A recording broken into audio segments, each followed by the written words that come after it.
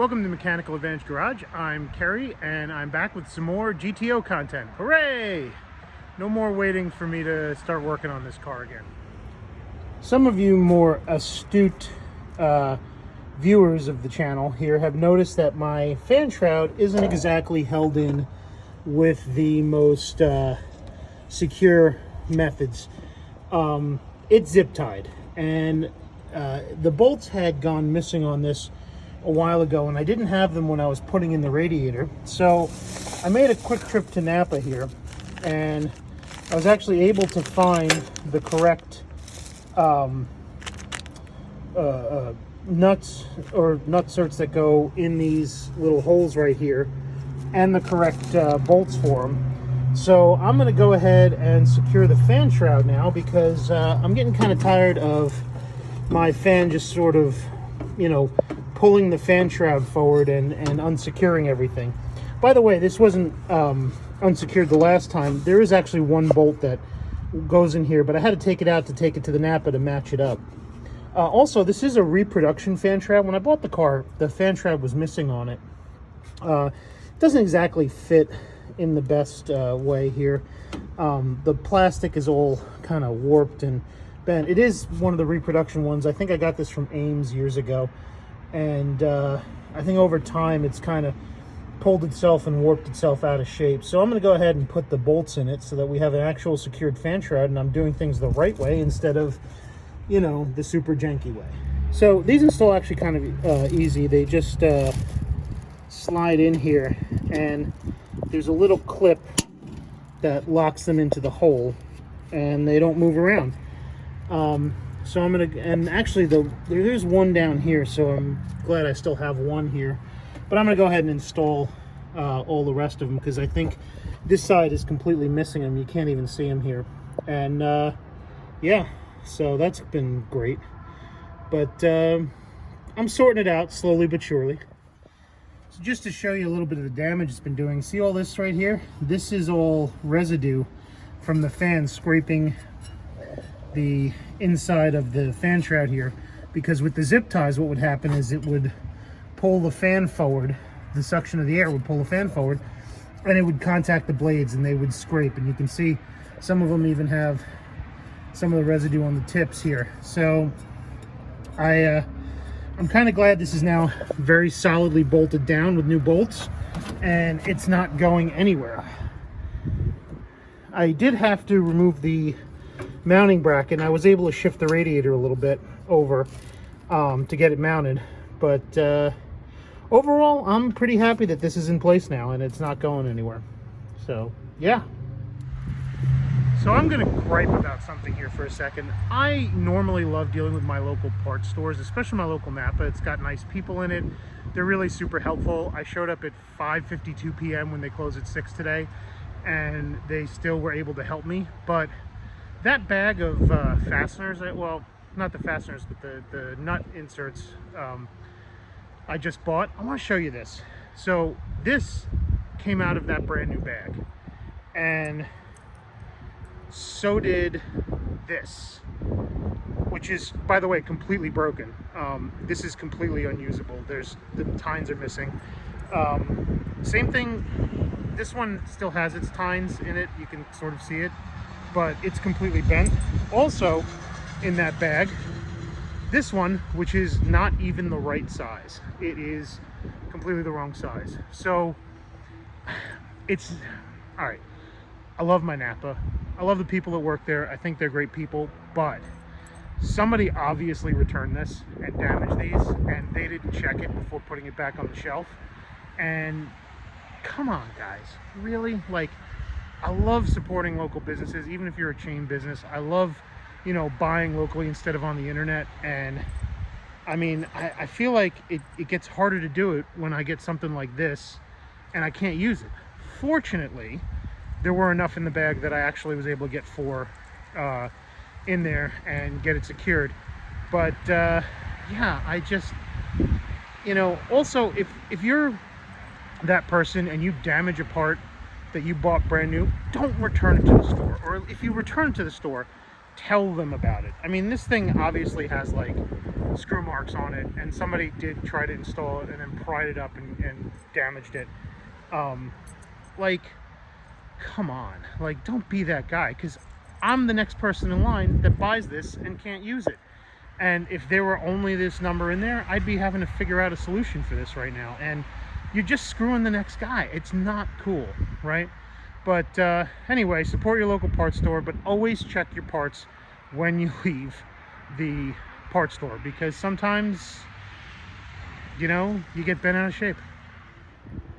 One of the other problems I've been having with the car lately is I've been trying to take it to shows, and I've had some intermittent lighting issues, and it makes me real nervous because I don't want to get caught in the dark having to drive home with no headlights, which happened fairly recently. Unfortunately, I was only a couple blocks away when the headlights went out and wouldn't come back on. But my left blinkers haven't been working either. They don't flash. So it's kind of an unusual situation. You know, you can see it in the back here too. The right side blinkers seem to be working fine, you know, but the left ones, not so much. I was able to trace the headlight issue to the headlight dimmer switch, which, you know, this is one of those floor mounted dimmers right there, and it's just old and beat up, and it's just not functioning the way it should anymore. So fortunately, my Napa had one in stock as well. Boy, I'm really pitching Napa today. But the nice part about it is, you know, this is a fairly common part on a lot of GM vehicles. So parts stores seem to still have them in stock. So I'm going to go put this in right now and make sure I can actually get high beams and low beam headlights. Because right now all I have on the car are high beams that work. The low beams won't come on. Replacing this is actually pretty straightforward. I mean, that is the original connector in there, but it's two 5/16 head bolts that hold it in place. So I'm just going to go ahead and yank this out, put the new one in. I do realize that that is a round style body, and this is a, if you look at it, you can see it's got kind of a rounded shape here. So I'm kind of hoping that this will still connect to it, because this is a square body. I hope it's still the same pin style though. Let's see if we can get these out. So fortunately for me, let me move this out of the way, this is actually the same style of connector. It's just kind of weird that it has like a round body there. But it should be not a big deal to replace it. So, and I think this is actually the original switch too, from the 60s, which just goes to show you they did make some quality switches back then. I don't think the switches made now are any worse. I do think sometimes they're subject to cost cutting, but overall I think electronics and metallurgy has improved to the point where they can make these new switches cheaper. So hopefully this new one will last as long as the old one. And I just can hear all of you typing right now about, you know, made in China, electrical junk switches, whatever. Yeah, it's a parts store switch. I'm not, you know, it's not GM OEM. So I'm hoping for the best, expecting the worst. But at least it's cheap to replace when they go bad. Okay.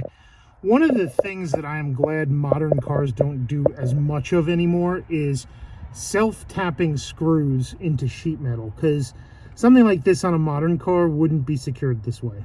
You'd have an actual nut with a thread and a fine machine screw. But being 60s GM, that's what this is. This is a old self-tapping screw right into the sheet metal floor. So, yay, this is fun to put in, let me tell you. So the floor switch is back in place here, and while I was at it, I went ahead and replaced the signal flasher, just for funsies, because I don't know when the last time this was replaced.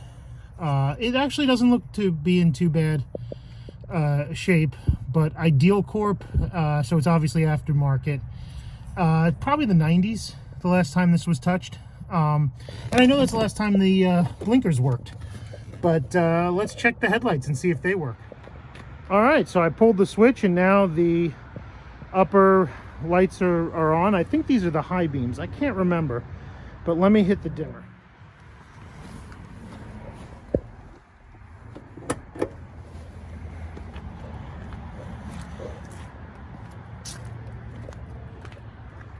Nope, these are the high beams, all 4 on. There we go.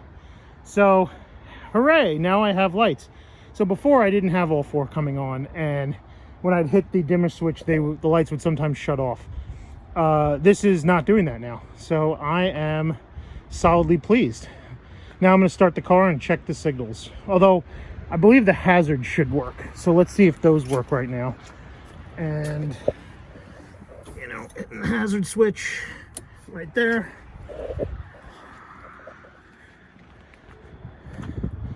And we seem to have blinking lights in the back.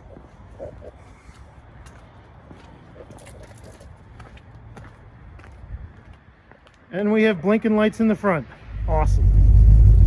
So I feel like this wouldn't be a complete video without at least going for a little drive in the car. But, hey, the headlights work. And not just the headlights, high beams and low beams. Also, the left blinker seems to be working right now. It's clicking a little slow, but you can hear it clicking. Same with the right. It's clicking. It's clicking a little slow, but it's clicking. So yeah, let's go for a quick little drive around the neighborhood.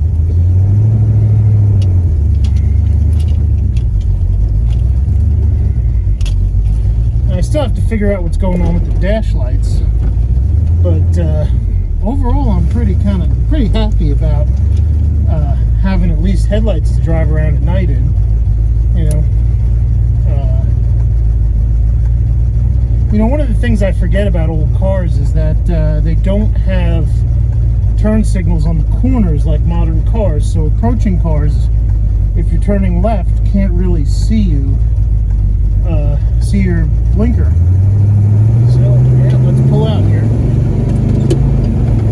There we go.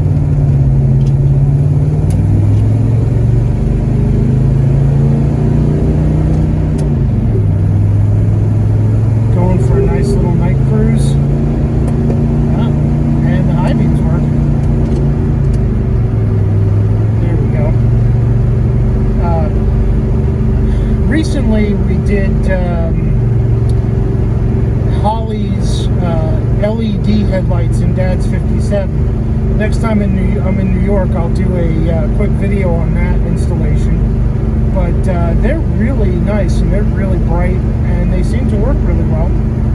Or at least he's going to be super happy with them. I've been thinking about doing them for this car as well. But, you know, not sure yet because, you know, 4 headlights at $200 a light is pretty expensive. It's $800 for a very bright light. And granted, this car could use it because I don't know if you can see ahead of me here, but it's not great. You know, put the brights on. Even with the brights on, it's not a terribly good field of vision with the lights. And I think these are 90s halogens too, so they seem to be working pretty well. But well, actually no, 3 of the 4 are T3s. Let me back that up. They're original 60s T3s. One of them is a parts store headlight that I replaced in the 90s when it blew out. But yeah, overall, I'm glad that I got lights so I can actually drive the car to shows and have a little fun with it. So, drop in here, just cruise on down the road. So at least now I don't have to worry about getting caught at night with the car.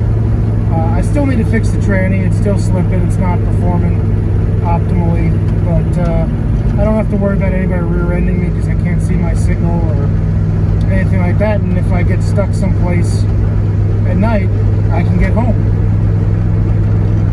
Boy, yeah, this is really shaking a little bit here. Let me clear it up. So that's it for this episode of Mechanical Advantage Garage. Sorry it's not more interesting.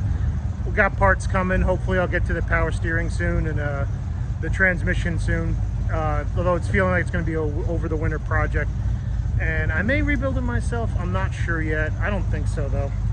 I think I'm just going to end up buying it. But yeah, lights. Awesome. So thank you for watching. Click like, click subscribe. If you like the content, get at me in the comments. If you don't like it, you want to tell me what a hack I am, I know I'm a hack. I'm terrible at it, but I'm trying. So get at me in the comments as well. Hit that notification bell so that you can know when a new video is coming, and I'll see you next episode.